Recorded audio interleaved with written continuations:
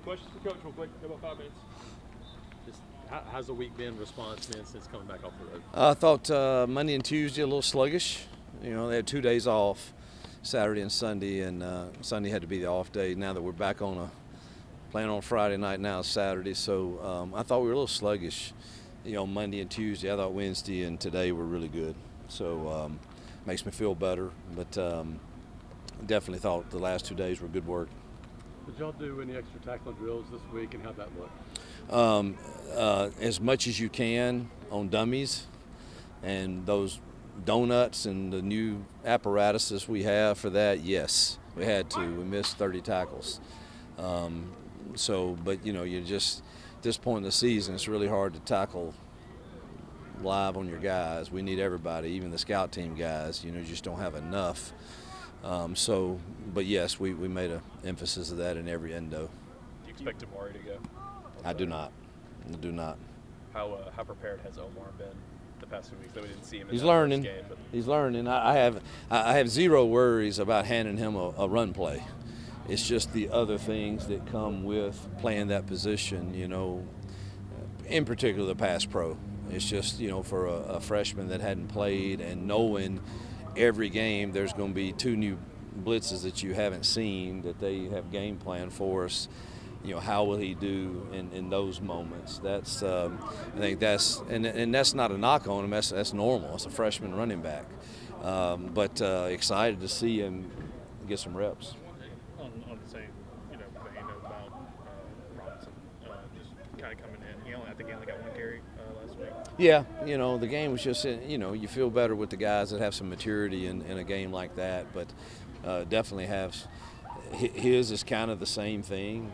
No problem with the run game. Just being able to do all the things that Damari, it comes pretty natural for him in Cobb because they've been in the program a couple of years, and making sure there's a lot of things that happen, with O-line calls that they have to be aware of because that picture changes on the O-line, and if Connor changes a protection, there's a way that he should know that, and is he locked into that?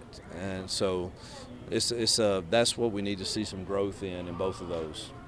How much do you think Jackson and the receivers are looking forward or really want to go out there and show what they can do in the passing game? There's no doubt. I mean, all of us are anxious to see if we can throw and run the right routes and be on time and be effective in that, because you're going to have that. And we're obviously confident in the receiver's ability, but it's not just about ability. It's about us being on the same page, on the same timing, and us protecting and all of those things that come with it. So they're certainly, they won't throw and catch it, but we're going to play to win the game, whatever that means. what do y'all? It looked like the defensive backs earlier this week of practice were working with, I guess, kind of like mitts on their hands. I don't know that I'd seen that before, but I imagine that was, something you guys were maybe emphasizing this week, but just, Well, it's twofold. One, we had 2 holding penalties on a critical 3rd down and a critical 4th down that were legit. I mean, they were there. So we got to get our hands off of them. And then the second part in one-on-ones is we don't want to pull one of our receivers down, and get somebody injured. So that's I don't think anything ever hurts with that because it forces them to play with good technique. What are y'all expecting from kind of Ball State defensively, like what they want to do kind of on film? Well, they've been who they are last year and last week. So I don't – it's really hard to probably change that. And so, when they're they would base out of a quarters team, which most quarters teams, safeties are active in the fit. And their safeties are physical guys that you would expect them to be at least a semblance of who they are. And so, I don't know that they're going to change that. But they could obviously play one high or do different things that we'll have to get in. Every game there's all right, here's a new little flavor that we've got to adjust to as coaches for our kids. But I don't know that you can go all through fall camp and be who you are and then all of a sudden totally change that. So I think it'll be a semblance of what we've seen. How much fun was it to see B. Frazier and Jeremiah Wright and obviously with Tate and I mean, Damari, Robert Woodyard, Zykevis Walker, these guys that stuck around and Yeah. have success. How valuable is that for a team? It's well, it's rewarding, because you're so happy for them, because all of them stuck in and wanted and love Auburn and want to see Auburn succeed. And so for game one, we succeeded, and they were a huge part of that. And so you dang celebrate that, and hopefully that they have more of those games where we can celebrate the fact that they stayed around, got developed, and are now reaping some of the benefits.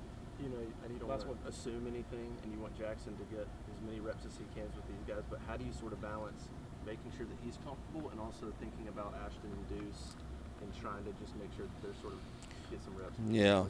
First, let's win the game, and whatever that takes. And should we need another quarterback to go in, Deuce will go in, and we'll kind of go from there. I mean, the Ashton is an incredible player, and we need him. But at the same time, let's just be honest too. And I've had this discussion with him. He has another year if he doesn't use the year this year, and so all of that's in my mind. I'd love to have that guy for 2 years. So you've got to try to balance all of that, but at the same time do what's best for your football team to win the game. So that's the juggling act you have with Ashton, is because, man, I would absolutely love if I knew I had 2 years with him. But to do that with the rules as they currently are, he'd have to play in no more than 4 games in this season. So all of that's in my mind. All the more reason that we should eliminate that craziness and go 5 for 5, with these kids. But that's the whole thought process, and maybe I'm too out front with that. But I've had that conversation with him, and he's so mature and understands it, and so you got to kind of juggle that. All right, thank you, Coach. Thanks, you. Yep. Appreciate it. Appreciate it. Thank you.